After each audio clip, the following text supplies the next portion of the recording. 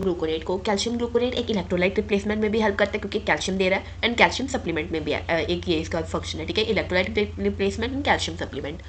Dose कितना देंगे calcium gluconate को, 15 to 30 ml every 2 to 3 minutes, इतना हमें देना पड़ेगा। Mechanism of action, provides ionized calcium, वो calcium will stabilize the excitable membrane of the heart muscles, clear है, जो एक्साइटेबल हुए पड़े ज़्यादा ही हार्ट के सेल्स उनको स्टेबलाइज कर देगा अगर हम कैल्शियम ग्लूकोनेट देंगे। दूसरा, एंटागनाइज hyperkalaemia and hyper मैग्नीसीमिया effect on heart, magnesium sulphate या अगर KCl पर्सन को ज़्यादा ही हमने दे दिया है तो एज अ एंटीडोट हम कैल्शियम ग्लूकोनेट दे सकते हैं। Restore normal neuromuscular and cardiac function, ये 3 मैकेनिज्म्स है, ये ऐसे ऐसे वर्क कर रहा है। इंडिकेशन, तो फिर हम कब देंगे, हाइपोकैल्सीमिया हुआ पड़ा है जिसके कारण टेटनी या पैरास्थीसिया हो रहा है तो हम calcium gluconate as a supplement दे देंगे। हाइपरकैलेमिया हुआ पड़ा है तो भी बताया ये उसको रिवर्स कर देगा, हाइपर मैग्नीसीमिया को भी रिवर्स कर देता है। या कैल्शियम चैनल ब्लॉकर्स हमने ज़्यादा ओवरडोज दे दिया तो, या नियोनेटल हाइपोकैल्सीमिक टेटनी तो एज अ कैल्शियम सप्लीमेंट हम दे सकते हैं। कॉन्ट्राइंडिकेशंस, वेंट्रिकुलर फिब्रिलेशन में हम इसको नहीं देते क्योंकि ये क्या कर रहा है, हार्ट की मसल्स को अफेक्ट कर रहा है, ऑलरेडी जो फिब्रिलेशन में क्या हो रहा है, हार्ट काम पर है तो हम कैल्शियम ग्लूकोनेट को प्रिवेंट करते हैं, नहीं देते। Renal failure and digoxin toxicity में भी नहीं देते। टॉक्सिसिटी अगर हो गई तो हाइपरकैल्सीमिया या ब्रेडिकार्डिया होगा क्योंकि अभी बताया ना ये एक्साइटेबल मेम्ब्रेन को स्टेबलाइज करता है, ज़्यादा ही दे दिया तो ब्रेडिकार्डिया ना हो जाए। Antidote, stop the drugs, IV fluids plus loop diuretics देने पड़ेंगे क्योंकि लूप डायरेटिक्स जो ऐसे के इलेक्ट्रोलाइट्स होते हैं उनको बाहर निकाल देते हैं, कैल्शियम को भी बाहर निकाल देंगे, तो लूप डायरेटिक्स हम दे सकते हैं एज एन एंटीडोट। की points, always IV, not IM और सबक्यूटेनियस हम नहीं देते। हम पढ़ते हैं KCl को, KCl भी एक इलेक्ट्रोलाइट रिप्लेसमेंट में हमारी हेल्प करता है, ठीक है, ऐसे इलेक्ट्रोलाइट रिप्लेसमेंट। एंड इसका कितना डोज देना है, 10 to 20 milliequivalent per day. अब मेरी बात सुनो, ये कैसे वर्क कर रहा है, जब न ज़्यादा पोटेशियम लॉस हो जाए, अगर पर्सन को एसिडोस एल्कलॉसिस हो गया सॉरी, तो उस केसेस में हम इसको देते हैं, ये दोबारा से न, क्योंकि हमें पता है सोडियम पोटेशियम पंप कितना इंपॉर्टेंट है हमारे सारे ओवरऑल फंक्शंस के लिए, तो हम पोटेशियम देंगे तो it will restore the normal nerve muscle cardiac सारे फंक्शंस। कैसे, एक पहले हमने पढ़ा था एक्शन पोटेंशियल, अब हम पढ़ेंगे रेस्टिंग मेम्ब्रेन पोटेंशियल। ये रेस्टिंग मेम्ब्रेन पोटेंशियल को दोबारा से मेंटेन करता है। देखो, एक इम्पल्स और दूसरी इम्पल्स के जनरेट होने में के बीच वाला जो टाइम होता है, रेस्ट वाला टाइम, उसको कहते हैं रेस्टिंग मेम्ब्रेन पोटेंशियल। ये उसको थोड़ा सा प्रोलॉन्ग करके चीज़ों को दोबारा नॉर्मलाइज कर देता है। बट अगर हमने इसको ज़्यादा ही दे दिया तो फिर क्या होगा, बिल्कुल ही कम, बिल्कुल ही कार्डियक अरेस्ट हो सकता है ना, बिल्कुल ही रेस्ट पे ही चला गया है ना, तो this would be the toxic effect, वो हम बाद में देखते हैं। चलो, अब पोटेशियम रिप्लेसमेंट हम कब करवाएंगे, हाइपोकैलेमिया हुआ पड़ा है। दूसरा याद रखना, डिजॉक्सिन की टॉक्सिसिटी में KCl देते हैं, तो digital toxicity, severe potassium loss in metabolic alkalosis उन केस में दे देंगे, क्लियर। कॉन्ट्राइंडिकेशन, पहले से हाइपरकैलेमिया, रीनल फेलियर हुआ पड़ा है तो एक्सेस पोटेशियम निकालेगा कौन, नहीं दे सकेंगे। Untreated Addison's disease related to kidney, again cardiac arrest हो सकता है पेशेंट को क्योंकि बिल्कुल ही रेस्ट में ही डाल दिया तो कार्डियक अरेस्ट, मसल वीकनेस हो सकती है ज़्यादा पोटेशियम दे दिया तो। एंटीडोट क्या इसका, कैल्शियम ग्लूकोनेट, ये दोनों आपस में एक दूसरे के एंटीडोट है। कैल्शियम ग्लूकोनेट दे सकते हैं या IV इंसुलिन प्लस ग्लूकोज, ये दोनों मिक्स करके दे सकते हैं। IV स्लोली देना होता है, बोलस हम इसको नहीं देते KCl को, ये तुम्हें पता है, हमने हॉस्पिटल में देख लिया, KCl के एम्प्यूल्स को हम 500 ml में 500 ml NS में डिल्यूट करके ये हमेशा देते हैं। इसका सबसे पहले डोज कितना, 1 मिली इक्विवेलेंट पर kg बोलस हमने देना होता है। मैकेनिज्म ऑफ एक्शन समझो, act as a systemic alkaliser, neutralise excess H positive in the blood, raise the pH, clear है, ठीक है, अल्कलाइजर है, न्यूट्रलाइज कर देगा जो एक्सेस H पॉजिटिव है। Correct metabolic acidosis, in toxicity it ionises weak acid and reduce, ये चीज़ याद रखना है। एक तो पहला तुम्हें क्लियर आ गया, सिस्टेमिक अल्कलाइजर की तरह ये कैसे एक्ट कर रहा है, H पॉजिटिव जो एक्सेस में है उसको न्यूट्रलाइज करके मेटाबॉलिक एसिडोसिस को ये ठीक कर देगा। अगर मेटाबॉलिक एसिडोसिस ठीक होगी तो ये अल्कलाइजर की तरह एक्ट कर रहा है। और दूसरा, एक तो ठीक है ये एक फंक्शन है, अल्कलाइजर की तरह एक्ट कर रहा है। दूसरा, अगर किसी चीज़ की टॉक्सिसिटी हुई ना, कोई भी ड्रग की टॉक्सिसिटी होगी तो हम उसमें इसको दे सकते हैं, सोडियम बाइकार्बोनेट को। क्यों, क्योंकि जो भी टॉक्सिक हमने ड्रग दिया है उसमें जो वीक एसिड्स होंगे ये उनको आयनाइज कर दूंगा। अगर वो चीज़ें आयनाइज हो गई तो उनकी एब्जॉर्प्शन नहीं होगी, हमारे ब्लड में वो जाएंगे ही नहीं।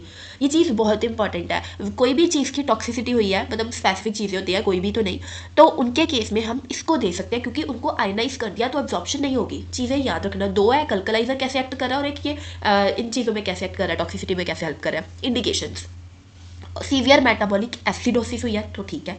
कार्डियक अरेस्ट में भी हम इसको दे देते हैं, सोडियम कार्बोनेट को। वाई, समझो, कार्डियक अरेस्ट में हम इसलिए देते हैं क्योंकि कार्डियक अरेस्ट में होकर है बॉडी में कोई सर्कुलेशन अब नहीं है, है ना, एनाबॉलिक मेटाबॉलिज्म हो रही है जिसके कारण बॉडी के सारे टिश्यूज में, क्योंकि कोई ऑक्सीजन तो उनके पास आ नहीं रही, तो एनाबॉलिक मेटाबॉलिज्म परफॉर्म कर रहे हैं, लैक्टिक एसिड प्रोडक्शन हो रही है, तो एसिटोसिस इंक्रीज हो रही है। सो इसलिए कार्डियक अरेस्ट में भी सोडियम बाइकार्बोनेट हमें देना पड़ेगा। I hope it is clear मैंने क्या बोला है। कार्डियक अरेस्ट में परफ्यूजन तो हो ही नहीं रही, जो जितने भी बॉडी के सेल्स है वो कहाँ से ऑक्सीजन लेंगे, तो वो क्या करें एनाबॉलिक मेटाबॉलिज्म के थ्रू, फिर लैक्टिक एसिड प्रोडक्शन होती है, तुम्हें पता बाय प्रोडक्ट वो बनता है, तो लैक्टिक एसिड एसिडोसिस कॉज करा है, इसीलिए कार्डियक अरेस्ट में भी हमें सोडियम बाइकार्बोनेट देना पड़ता है। हाइपरकैलीमिया क्यों? It will drive potassium into the sales.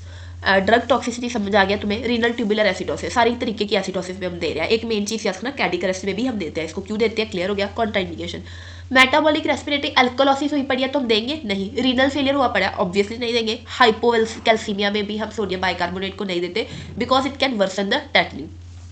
Toxicity, alkalosis हो जाएगी, हाइपोकैलीमिया हो जाएगा, क्यों? सारा पोटेशियम तो ये अंदर डाल रहा है, तो हाइपोकैलीमिया हो सकता है ना अगर ओवरडोज दे दिया तो। Antidote, we will stop the infusion. Key points use in tri carboxylic acid anti depressant overdose, वही इनकी टॉक्सिसिटी में हम इसको यूज कर सकते हैं। ये एक एग्जाम्पल है, TCS की टॉक्सिसिटी में हम सोडियम बाइकार्बोनेट यूज कर सकते हैं, ये इस एक्शन के कारण। एंटीजी एक वेजोडाइलेटर एंड एंटी एंजाइनल है, तुम्हें क्लियर हो गया होगा। सबलिंगुअल डोज बहुत ईजी है, 0.3 to 0.6 mg, और ये अभी तक तुम्हें वैसे भी याद होगा। अब एंटीजी वर्क कैसे करता है, ये हमारे अंदर जाके नाइट्रिक ऑक्साइड में कन्वर्ट हो जाता है। जब ये नाइट्रिक ऑक्साइड में कन्वर्ट हो गया ना, इसने एक एंजाइम है CGMP, उसकी प्रोडक्शन को एक्टिवेट कर देना है। और याद रखना, जब भी CGMP प्रोड्यूस होता है वो वेजोडाइलेशन कॉज करता है। CGMP आया, उसने रिलैक्स कर दिया स्मूथनेस, उसको वेजोडाइलेशन होगी बस। तो इस तरीके से एक वेजोडाइलेटर की तरह एक्ट किया इसने। अब कब देंगे, कब हम चाहते हैं कि ये अभी हमने कहा ना पीछे ये एंटी एंजाइनल है, तो एक्यूट एंजाइना पेक्टोरिस अगर हो रहा है तो दो एंटीजी, क्योंकि ये एक एंटी एंजाइनल है। मायोकार्डियल इन्फाक्शन में भी हम इसको देते हैं MI में, तुम्हें पता ही हमने पढ़ी हुई है कार्डियो यूनिट में भी, एंटीजी कब कब देते हैं, एंजाइना में दे दो, MI में दे दो। पल्मनरी अडीमा, उसके केस में क्यों दे रहे हैं, वेरी इजी, वेजोडाइलेशन होगी तो अगर आराम से फ्लूड आगे आगे जाएगा है ना, फ्लूड ब्लड वेसल से, मतलब अगर वहाँ पर प्रेशर ज़्यादा होगा तो होगा क्या, बैक फ्लो जाएगा, मतलब हार्ट से जाने की जगह पीछे से वापस लंग्स में जाएगा, तो पल्मनरी एडीमा वर्सन होगा। बट क्योंकि यहाँ पर वेजोडाइलेशन कॉज कर रहा है, आराम से जो जितना भी फ्लूड है, ब्लड है, वो आगे की जा रहा है, ना कि पीछे वापस लंग्स की ओर जा रहा है, तो पल्मनरी एडीमा में भी हम इसको देते हैं। दूसरा एंटीजी हाइपरटेंसिव इमरजेंसी, क्यों? तुम्हें पता है वेजोडाइलेशन होगी तो हाइपरटेंशन ऑब्वियसली रिलीव हो जाएगी। ठीक है, इतना क्लियर हो गया।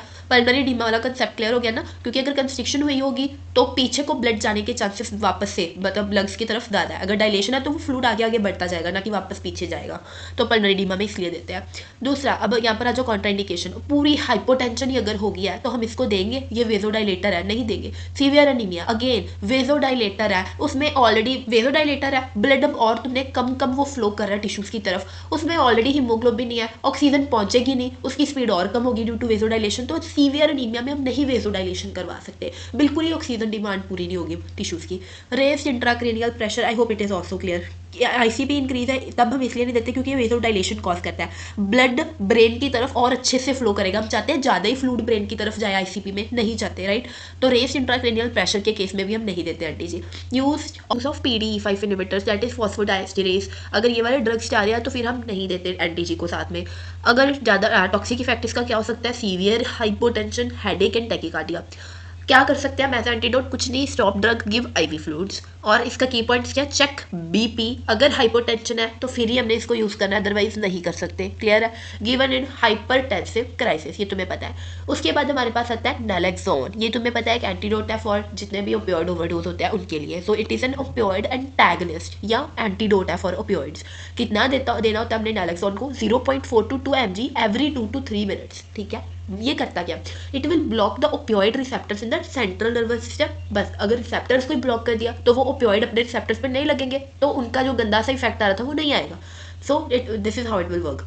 इंडिकेशंस क्या है, पहली इंडिकेशन ओपियोइड ओवरडोज, दूसरा respiratory depression due to opioids, third post anaesthesia, वही एनेस्थीसिया, वो भी तो एक तरह के ओपियोइड्स से यूज करते हैं, तो वापस से पेशेंट को होश में लाने के लिए भी हम नैलेक्सोन दे सकते हैं। इंडिकेशंस बहुत ईजी थी। कॉन्ट्राइंडिकेशन, हाइपर सेंसिटिविटी, अगर इससे ओपियोइड ओवरडोज, अगर कुछ पेशेंट्स में अगर ओपियोइड ओवरडोज हुआ पड़ा है तो विद कॉशन हमने नैलेक्सोन को यूज़ करना है। अगर टॉक्सिक इफेक्ट क्या हो सकता है, हाइपरटेंशन, टैकीकार्डिया एंड एजिटेशन, ठीक है, वो तुम्हें clear, I hope it is clear. Toxic effect ज़्यादा ही नैलेक्सोन हो दिया तो हाइपरटेंशन, टैकी, एजिटेशन हो सकती है पेशेंट को। कोई एंटीडोट नहीं है, supportive care, oxygen and fluids दे सकते हैं। क्या हो सकता है इससे? विथड्रॉल सिम्टम्स आ सकते हैं। विथड्रॉल सिम्टम्स में क्या होता है, जो पर्सन को स्वेटिंग होनी स्टार्ट हो जाती है, पाल्पिटेशंस हो रही है, लिप्स माउथ ड्राई हो रहे हैं, those are all the withdrawal symptoms. क्योंकि एक बारी जो ओपियोइड है हम उसकी बॉडी से उसको रिमूव तो नहीं करा रहे, चलो उसका असर खत्म करवा रहे हैं, तो उसके कारण विथड्रॉल सिम्टम्स आ सकते हैं। एंटीडोट फॉर ओपियोइड टॉक्सिसिटी, वो तो तुम्हें पता ही है, शॉर्ट ड्यूरेशन, सो देयरफॉर हमने रिपीटेड डोज हमें इसके देने पड़ते हैं नैलेक्सोन के, ठीक है। I hope it is clear. उसके बाद हमारे थोड़े से ड्रग रह गया। लंग कितना देना है? 240 mg स्लोली आईवी देना होता है। अब थियोफिलिन, एक तो तुम्हें बता दूं, जो थियोफिलिन है that is a pure bronchodilator. डैनिफिलिन दो ड्रग्स का कॉम्बिनेशन होता है, ठीक है। सो अगर हमने फॉर एग्जांपल थियोफिलिन दे रहे हैं, वो क्या करेगा, फॉस्फोडाइएस्टेरेज को, पीडीई को इनहिबिट कर दिया। ये एंजाइम अगर नहीं आ रहा तो सीएमपी का लेवल इंक्रीज हो जाएगा। याद है सीजीएमपी सीएमपी क्या होगा? वेजोडाइलेशन के, यहाँ पर हम क्या चाहते हैं, ब्रोंकोडाइलेशन। तो थियोफिलिन ने पीडीई को, ये वाले एंजाइम को इनहिबिट किया, जिसके कारण सीएमपी इंक्रीज हो गया। सीएमपी अगर इंक्रीज होता है तो ब्रोंकोडाइलेशन हो जाएगी, ब्रोंकियल स्मूथ मसल रिलैक्सेशन, ब्रोंकोडाइलेशन, वही हम जो चाहते हैं। तो अब मुझे खुद बताओ इंडिकेशन क्या होगी, कब हम चाहते हैं ब्रोंकियल डायलेशन हो? ब्रोंकियल अस्थमा सीओपीडी के केस में अगर पर्सन को एपनी है, इन प्री टर्म यूनिट्स, तो उनके केस में हम चाहेंगे थोड़ा ब्रोंकोडाइलेशन हो जाए, जो बच्चा वो सांस ले सके। कॉन्ट्राइंडिकेशंस क्या है? कार्डियक अरिथमियास, बट कार्डियक अरिथमियास में हम डैरिफिलिन इसलिए नहीं देते क्योंकि ये हार्ट रेट एंड कंट्रैक्टिलिटी को इंक्रीज कर सकता है, तो अरिथमियास अगर ऑलरेडी किसी को अरिथमिया तो हम नहीं देते। सीजर डिसऑर्डर, क्योंकि ये सीएनएस स्टिमुलेंट भी है, तो सीजर डिसऑर्डर में भी नहीं देते। पेप्टिक अल्सर डिसीज में इसीलिए नहीं देते because it will increase the gastric acid secretion. Severe hypertension में सिंपैथेटिक नर्वस सिस्टम का स्टिमुलेंट है, तो बीपी के तब इसलिए इंक्रीज कर देगा, तो ऑलरेडी हाइपरटेंशन है तो नहीं देंगे। सभी क्या चीज़ें क्लियर होगी, रीजन समझ आ गया क्यों ये कॉन्ट्राइंडिकेशंस है। टॉक्सिसिटी फिर अब क्या होगी, वही सेम चीज, ज्यादा दे दिया तो टैकी हो सकता है, नोजिया वॉमिटिंग ट्रेमर्स। एंटीडोट कोई नहीं है, एक्टिवेटेड चारकोल दे सकते हैं ताकि जो हमने दिया है वो एब्जॉर्ब होकर स्टमक से वापस बाहर आ जाए। तो पता है ना, एक्टिवेटेड चारकोल एक एड्जॉर्बेंट की तरह एक्ट करता है, चीज़ों को एड्जॉर्ब कर लेता है, एड्जॉर्ब कर लिया तो ब्लड में वो एब्जॉर्ब नहीं होंगे। तो एक्टिवेटेड चारकोल, आईवी फ्लूइड्स दे सकते हैं, बीटा ब्लॉकर दे सकते हैं, बीटा ब्लॉकर वही ज़्यादा हाइपरटेंशन ना हो जाए, बेंजोडाइजिपीन्स वही सीजर्स ना हो, तो ये हम दे सकते हैं। की पॉइंट अवॉइड कैफीन, इस अगर ये दे रहे हैं तो कैफीन नहीं देनी है, तो टॉक्सिसिटी ज़्यादा हो सकती है। Cautiously in cardiac liver and seizures के केस में, वो क्लियर हो गया, समझ आ गया ना डायरिफिलिन। कॉन्ट्राइंडिकेशंस यहाँ पर याद करनी थोड़ी समझ लो, कि अगर तुम्हें रीजन पता तो तुम लिख दोगे, इंडिकेशन तो पता ही है, लिख सकते हो। कार्डियक रिथमिया में क्यों नहीं, सीजर, पेप्टिक अल्सर और सीवियर हाइपरटेंशन में क्यों नहीं हम देते हैं, क्लियर हो गया ना। अब आती है अगला ड्रग विच इज अडीनो। अडीनोसिन एक एंटी अरिथमिक है, इस ये 6 mg इन 2 ml प्रेजेंट होता है, ये इसका डोज है। अब ये क्या करता है, जो अडीनोसिन जब हम देते हैं ये अपने रिसेप्टर्स, अडीनोसिन रिसेप्टर्स को एक्टिवेट कर देता है एंड हाइपरपोलराइजेशन कॉज करता है। जब सेल्स की हाइपरपोलराइजेशन होती है, it leads to slow conduction through AV node. मतलब एंटी अरिथमिक्स मैंने पहले क्या दिया था, कंडक्शन सिस्टम पे वर्क कर रहा है, मतलब अल्टीमेटली होगा क्या है, कंडक्शन जो वेलोसिटी है उसको स्लो डाउन कर रहा है। कैसे कर रहा है? कार्डियक सेल्स को हाइपरपोलराइज करके, ये इसका मैकेनिज्म है। तो किन केस, कौन से रिदमिया, मतलब कौन सी सिचुएशंस में हम इसको दे रहे हैं, ये कौन से रिदमियास में हम दे रहे हैं? परोक्सिमल सुप्रावेंट्रिकुलर टैकीकार्डिया में हम एडिनोसिन देते हैं। कुछ ये स्पेसिफिक है तो तुम्हें ये ऐसे ही याद करना पड़ेगा, इसका कुछ नहीं हो सकता, बस इतना पता है एंटी रिदमिक कौन से रिदमिया, ये पीएसवीटी में हम देते हैं एडिनोसिन को। अब मुझे बताओ, कॉन्ट्राइंडिकेशन याद रखना कोई टफ बात तो नहीं है। कब नहीं देंगे, कब हम कंडक्शन सिस्टम को नहीं कुछ कर सकते, कब उसको स्लो डाउन नहीं कर सकते, जब वो पहले से ही फंक्शन नहीं करा, सेकंड या थर्ड डिग्री एवी ब्लॉक है। अस्थमा सीओपीडी में हम इसलिए नहीं देते क्योंकि एडिनोसिन ब्रोंकोस्पाज्म कॉज करता है, ठीक है, ये भी क्लियर है। सिक्स साइटर सिंड्रोम, अगेन वही बात। अब टॉक्सिक इफेक्ट्स क्या आ सकते हैं? शॉर्टनेस ऑफ ब्रेथ, क्योंकि ये ब्रोंकोस्पाज्म कॉज कर सकता है। चेस्ट पेन, अगेन क्योंकि ये ब्रोंकोस्पाज्म कॉज कर सकता है। फ्लशिंग, ठीक है, ये भी तुम्हें पता है क्यों हो रहा है, क्योंकि ultimately cardiac it is like affecting on the heart, right, तो उसके कारण फ्लशिंग हो सकती है, right. Dizziness and hypotension, clear, क्योंकि कंडक्शन सिस्टम बिल्कुल ही स्लो हो जाएगा तो हाइपोटेंशन हो सकती है, हाइपोटेंशन के कारण डिजीनेस हो सकती है। अब एंटीडोट कोई नहीं है, सपोर्टिव केयर प्रोवाइड करनी है। Give rapid IV bolus 1 to 2 second में हमने इसको देना होता है। इन 10 ml सलाइन फ्लश करनी होती है हमने, क्लियर है। फिर आता है डब्यूटा, it will stimulate the beta 1 receptors. Beta 1 तुम्हें क्लियर है, हार्ट रेट कंट्रैक्टेड इंक्रीज करते हैं। उसके अलावा अब ये ठीक है, उसके अलावा क्योंकि बीटा 1 एग्जिस्ट है तो उसमें तो फंक्शन कर ही रहा है, उसके अलावा ये अल्फा 1 एंड बीटा 2 पे भी एक्ट करता है। अल्फा 1 तुम्हें याद है वेसोकंस्ट्रिक्शन हो जाएगी, बीटा 2 तुम्हें याद है ब्रोंकोडाइलेशन पड़ा था, बट है तो स्मूथ मसल्स की रिलैक्सेशन ना, तो वेसोडाइलेशन भी करवा सकता है। तो ओवरऑल तो मिनिमल इफेक्टिव हुआ ना बीपी पे, एक तरफ से वेसोडाइलेशन एक तरफ से वेसोकंस्ट्रिक्शन, तो न्यूट्रलाइज हो रहा है, so it has a minimal effect on the BP overall. तो इंडिकेशन क्या है, कब हम चाहते हैं कार्डियक आउटपुट कंट्रैक्टिलिटी इंक्रीज हो? जब पर्सन को शॉक हुआ पड़ा है, तब हम चाहेंगे थोड़ा हार्ट जोर जोर से कंट्रैक्ट करे, जो उनकी डिमांड है ऑफ ऑक्सीजन वो कंप्लीट हो सके। तो शॉक के केस में हार्ट बिल्कुल ही फेल हुआ पड़ा है तो हम उसकी कंट्रैक्टिलिटी इंक्रीज करवाना चाहेंगे ना, low cardiac output, again same. Contraindication क्या है डिब्यूटामिन की? एट्रियल फिब्रिलेशन के केस में हम डिब्यूटामिन को नहीं देते। रीजन क्या है? क्योंकि पता ये क्या कर रहा है, कार्डियक आउटपुट को और सॉरी कॉन्ट्रैक्टिलिटी को ये इंक्रीज करा रहा है। एट्रियल फिब्रिलेशन में हो क्या रहा है, वो बिल्कुल ही मतलब बिल्कुल ही रिदम में नहीं, बट बीट तो कर रहा है ना, कर भी तेज रहा है जब फिब्रिलेशन होती है, तुम्हें पता है। ऊपर से हमने इसको दे दिया, इसने स्ट्रॉन्ग कंट्रैक्टिलिटी कॉज करवा दी, जिसके कारण क्या होगा, बस सीवियर एंटीरिथमिया स्टार्ट हो जाएंगे। तो एट्रियल फिब्रिलेशन में जहाँ पर पहले ही अबनॉर्मल बीटिंग हो रही है, हम डब्यूटामिन देके और कंट्रैक्टिलिटी उसी फॉर्म में, उसी अबनॉर्मेलिटी में कंट्रैक्टिलिटी इंक्रीज करवाना चाहेंगे नहीं, इसलिए एट्रियल फिब्रिलेशन में डब्यूटामिन नहीं देते। सीवियर हाइपरटेंशन में again same toxicity, tachycardia, arrhythmia, hypertension, angina. Antidote, stop infusion, क्योंकि इसकी शॉर्ट हाफ लाइफ है, अगर इन्फ्यूजन स्टॉप कर देंगे थोड़े टाइम बाद चीज़ें ठीक हो जाएगी। या गिव बीटा ब्लॉकर्स, सीवियर टैकीरिथमियास या हाइपरटेंशन अगर हो गई है तो हमें पता है ना हाइपरटेंशन क्यों गया था, टॉक्सिक इफेक्ट, क्योंकि ये क्या कर रहा था, cardiac output vasoconstriction increase करा रहा था ना, इसलिए। Key points always IV infusion, titrate the dose according to haemodynamic response, patient के अकॉर्डिंग हमने डाइल्यूट करना है, इसको टाइट्रेट करना है। लास्ट रह गया, लास्ट ड्रग है ये etomidate, it is a general anaesthetic, 0.2 to 0.6 mg पर केजी आईवी बोलस देना होता है, कॉमनली हम 0.3 mg पर केजी देते हैं। जनरल एनेस्थेटिक का अपने रिसेप्टर्स, गाबा रिसेप्टर्स इनके होते हैं, उसको इनहेंस करेगा, क्लोराइड इनफ्लक्स इंक्रीज हो गया, सीएनएस डिप्रेशन एंड हिप्नोसिस होनी स्टार्ट हो जाएगी। कब हम चाहते हैं पेशेंट सीएनएस डिप्रेस हो जाए, उसको एनेस्थीसिया कुछ फील ना हो, जब हमने जैसे intubation, RSI rapid sequence intubation, इसमें क्या होता है, हमने कुछ 2-4 स्टेप्स मतलब टाइम मतलब बैक टू बैक लेने होते हैं रैपिड सीक्वेंस इंट्यूबेशन में। तो जब ये पूरा एक अच्छे से पूरा इमरजेंसी सिचुएशन हो, बैक टू बैक हमने कुछ स्टेप्स लेने हैं, प्रोसीजर करने हैं, तो मतलब वही इंट्यूबेशन वाले प्रोसीजर करने हैं, उस केस में जब हमें जल्दी से जल्दी पेशेंट एनेस्थीसिया के असर में चाहिए तो हम एटोमीडेट देते हैं, या शॉर्ट सर्जिकल या डायग्नोस्टिक प्रोसीजर होना है। कॉन्ट्राइंडिकेशन क्या है, non hyper sensitivity, adrenal insufficiency, क्योंकि होता क्या है, जो एटोमीडेट होता है वो जो cortisol, adrenal gland is responsible for the production of cortisol, right. तो एटोमीडेट कॉर्टिसोल की प्रोडक्शन को बिल्कुल ही रिड्यूस कर देता है। Even a single dose 24 to 48 hours तक उसकी कॉर्टिसोल की प्रोडक्शन कम रहती है एटोमीडेट देने के बाद। ऑलरेडी पर्सन एड्रीनल इनसफिशिएंट है तो हम नहीं दे सकते, कॉर्टिसोल के तुम्हें फंक्शंस पता है कितना इंपॉर्टेंट है, तो इसलिए नहीं देते। एपिलेप्टिक पेशेंट अगेन ये सीएनएस डिप्रेसेंट है, तो सीएनएस वाला कोई भी एबनॉर्मलिटी, सीजर डिसऑर्डर है तो नहीं देते।